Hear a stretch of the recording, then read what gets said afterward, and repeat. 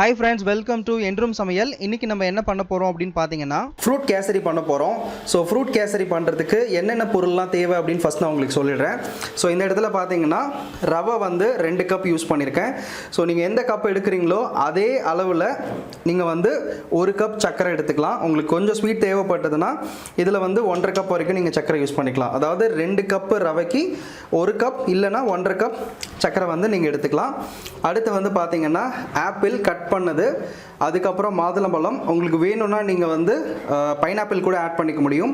அதுக்கப்புறம் நெய் அண்ட் தேன் வந்து கொஞ்சம் எடுத்துக்கோங்க, பிகாஸ் தேன் யூஸ் பண்ணும்போது கொஞ்சம் டேஸ்ட் கிடைக்கும்.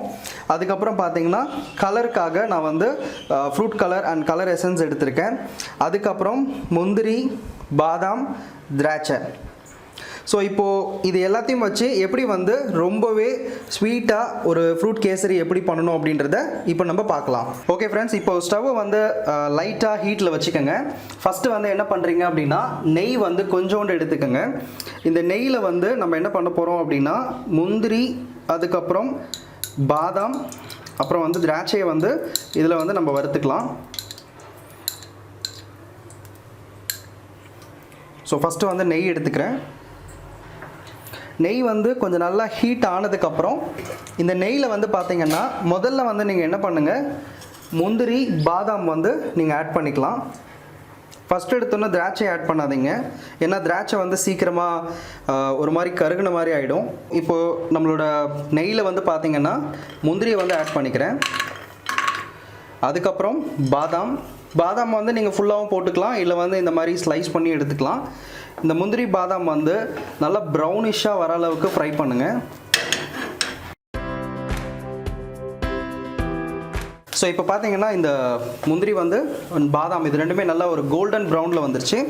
இப்போ லாஸ்ட்டாக வந்து நம்மளோட திராட்சை பழத்தை வந்து ட்ரை கிரேப்ஸை வந்து நீங்கள் எடுத்து போட்டுருங்க. இந்த ட்ரை கிரேப்ஸ் வந்து கொஞ்சம் லைட்டாக பபுளாக வர வரைக்கும் ஃப்ரை பண்ணால் போதும், அதுக்கப்புறம் தேவையில்லை.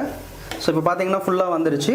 டோட்டலாக இப்போ நான் வந்து இதை ஸ்டவ்வை ஆஃப் பண்ணிடுறேன். ஸோ இப்போ நம்ம ஃப்ரை பண்ணியிருக்கிற இந்த முந்திரி அந்த பாதாம் இது எல்லாத்தையுமே வந்து அந்த நெய் இல்லாமல் இதை மட்டும் தனியாக எடுத்து ஒரு பிளேட்டில் வச்சுருங்க.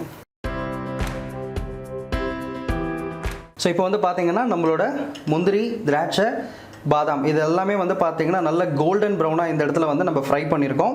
அடுத்து தான் நம்ம என்ன பண்ண போகிறோம் அப்படின்னு பார்த்தீங்கன்னா நம்ம இந்த இடத்துல வந்து முந்திரி, பாதாம் பொரிச்ச அந்த நெய், மிச்ச நெய் இருக்கு இல்லையா, இந்த நெய்யில் வந்து நம்ம எடுத்து வச்சுருக்கிற ரவையை வந்து வறுத்துக்கலாம். லோ ஃப்ளேமில் வந்து ரவையை வந்து ஃப்ரை பண்ணுங்கள்.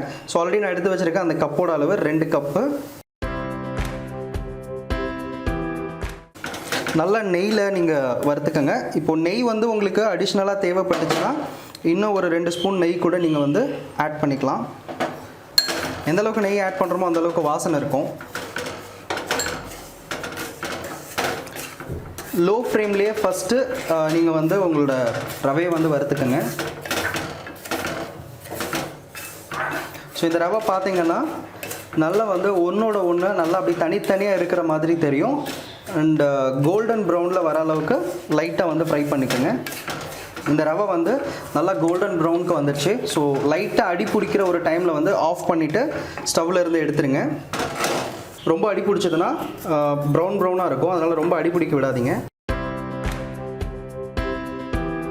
ஸோ இப்போ நம்மளோட ரவை வந்து நல்லா நெய்யில் வறுத்து எடுத்தாச்சு. ஸோ இப்போ வந்து பார்த்தீங்கன்னா இதில் 3 கிளாஸ் இல்லை 2 கிளாஸ் வந்து தண்ணி ஊற்றிக்கலாம். ஸோ ரவைக்கு வந்து நீங்கள் 3 கிளாஸ்லேருந்து தண்ணி எடுக்கலாம், இல்லைனா 3.5 வரைக்கும் கூட நீங்கள் எடுத்துக்கலாம். ஸோ இந்த தண்ணி நல்லா கொதித்து வரட்டும். ஸோ இப்போ வந்து பார்த்திங்கன்னா தண்ணி வந்து கொதிக்கிற ஸ்டேஜுக்கு வந்துருச்சு. ஸோ இப்போ நம்ம என்ன பண்ண போகிறோம்னா நம்ம எடுத்து வச்சுருக்கிற இந்த ஃப்ரூட்ஸ் எல்லாத்தையுமே ஃபஸ்ட் எடுத்து இந்த வாட்டரில் வந்து நம்ம ஆட் பண்ணிடலாம். ஸோ நான் இந்த இடத்துல வந்து பார்த்திங்கன்னா மாதுளம்பழம் யூஸ் பண்ணியிருக்கேன் அண்ட் ஆப்பிள். நீங்கள் வந்து பைனாப்பிள் யூஸ் பண்ணாலும் இன்னும் நல்ல ஃப்ளேவர் கிடைக்கும். ஸோ இப்போ அடுத்து ஆப்பிள் ஆட் பண்ணிக்கலாம்.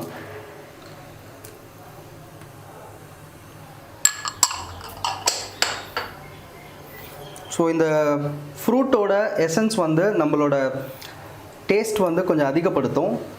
அடுத்தது வந்து பார்த்திங்கன்னா நம்ம எடுத்து வச்சுருக்கிற சர்க்கரை,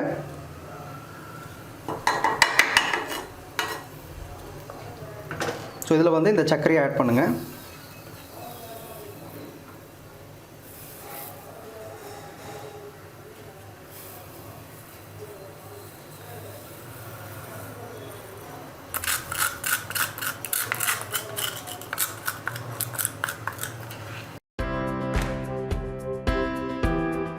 கொஞ்ச நேரம் வெயிட் பண்ணிங்க அப்படின்னா நல்லா கொதிக்கும். இந்த மாதுளம்பழத்தில் இருக்கிற அந்த எசன்ஸும் ஆப்பிளில் இருக்க எசன்ஸும் வந்து பார்த்திங்கன்னா நல்லா அப்படியே கரைஞ்சி அந்த தண்ணியில் மிக்ஸ் ஆகிடும்.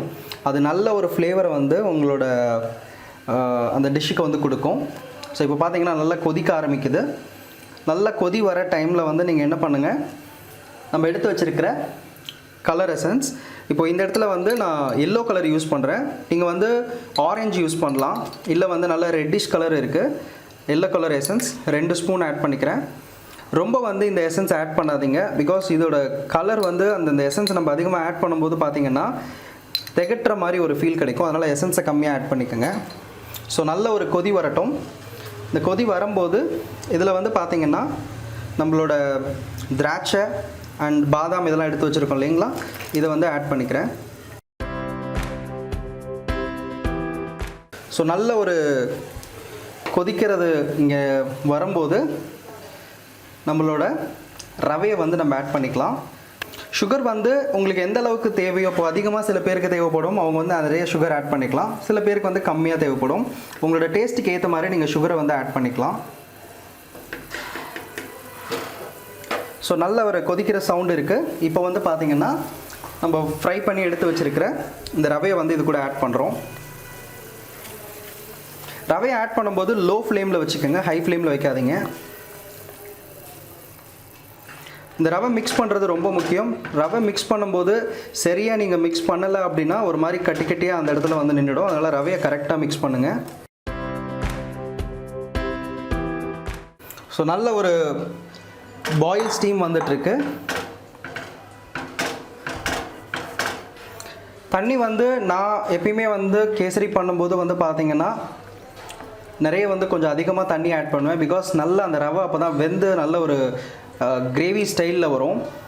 தண்ணி கம்மியாக ஊற்றுனீங்கன்னா ஒரு மாதிரி இருகலாக இருக்கும் இந்த ரவை கேசரி பார்க்குறதுக்கு. இது நல்லா கொதி வரும்போது வந்து பார்த்திங்கன்னா ஃபுல்லாக ட்ரை ஆகி பபுள் வரும். பபுள் வரும்போது உங்கள் மேலே நிறைய படும். அதனால் கொஞ்சம் கேர்ஃபுல்லாக ஹேண்டில் பண்ணுங்கள். ஸோ இந்த கொதி வந்துட்டு இருக்க டைமில் நம்ம எடுத்து வச்சுருக்கிற தேனை வந்து இதில் நான் ஆட் பண்ணிக்கிறேன். இந்த ஹனி வந்து அடிஷ்னலாக நம்ம ஆட் பண்ணுறது தான். இது வந்து பியூர் ஹனி.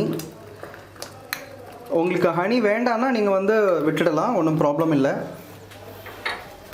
ஹனி கொடுத்தோன்னா அதில் ஒரு சின்ன ஒரு நல்ல ஒரு ஸ்வீட் டேஸ்ட் வந்து கொஞ்சம் டிஃப்ரெண்ட்டாக வரும்.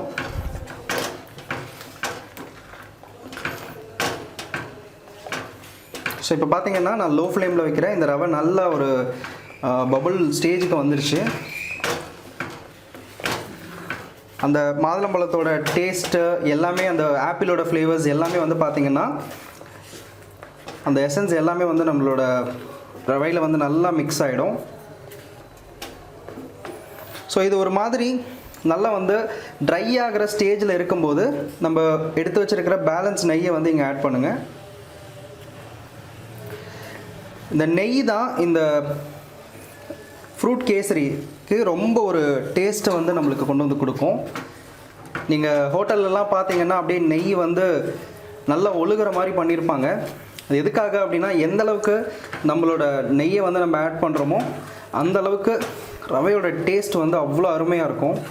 ஸோ ரவை வந்து ரொம்ப ட்ரை ஆகிற வரைக்கும் நீங்கள் பண்ண வேண்டாம். இப்போ ஆல்மோஸ்ட் வந்து ட்ரை ஆகிற ஒரு ஸ்டேஜுக்கு வந்துருச்சு. ஸோ குழந்தைங்களுக்கு கண்டிப்பாக இந்த ஃப்ரூட் கேசரி வந்து பிடிக்கும். அண்ட் ஸ்வீட் பிடிக்கிற எல்லாருக்குமே வந்து பார்த்திங்கன்னா இந்த ஃப்ரூட் கேசரி பிடிக்கும். அண்ட் இதில் வந்து இன்றைக்கி நம்ம ஆப்பிள் மாதுளம்பழம் போட்டு பண்ணியிருந்தோம். இதே மாதிரி நீங்கள் எந்த ஃப்ரூட்ஸ் வேணாலும் போட்டு இந்த ஃப்ரூட் கேசரி பண்ணலாம். எல்லாருக்குமே ரொம்ப பிடிச்ச மாதிரி இந்த ஃப்ரூட் கேசரி இருக்கும். ஓகே ஃப்ரெண்ட்ஸ், இந்த வீடியோ உங்களுக்கு பிடிச்சிருந்ததுன்னா லைக் பண்ணுங்கள். அண்ட் மற்றவங்களுக்கு யூஸ்ஃபுல்லாக இருக்கும் அப்படின்னு நினச்சிங்கன்னா ஷேர் பண்ணுங்கள். என்றும் சமையல் சேனலுக்கு மறக்காமல் சப்ஸ்கிரைப் பண்ணுங்கள்.